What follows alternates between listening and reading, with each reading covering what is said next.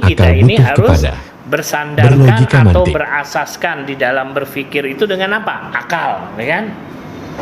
Dengan akal, dengan mantik. Mantik tahu kan? Ilmu mantik, ilmu logika. Kalau akal kita tidak disusun dengan ilmu logika ya repot. Nanti berpikir kita salah gitu. Kalian punya bahan makanan.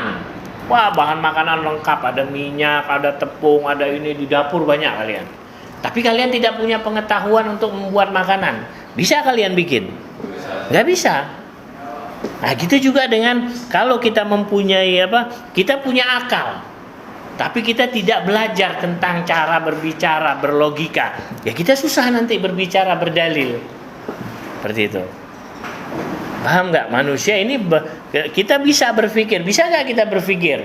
Bisa. Tapi untuk menyusun pemikiran itu menjadi benar, nah itu sulit.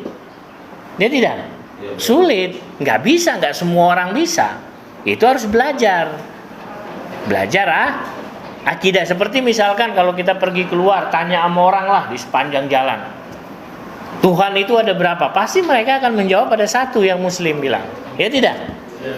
Tapi ketika mereka coba buktikan, diam mereka kan? Diam.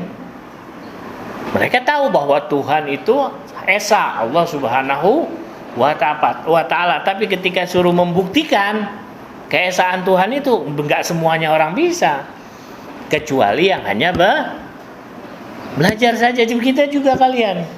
Kalian punya bahan makanan disuruh buat, enggak semuanya kalian bisa. Kecuali dia yang sudah bisa bikin emang kue itu. Nah, bahkan akan jadi. Paham maksudnya? Nah, itu butuh kepada mantik. Ilmu logika. Dalil itu bahan nanti. Bahan untuk kita berargumen. Burhan juga sama. Wala la ta'abbud wala taklid. Enggak ada seperti samaan wa ta'atan kalian. Wah, ya engge aja.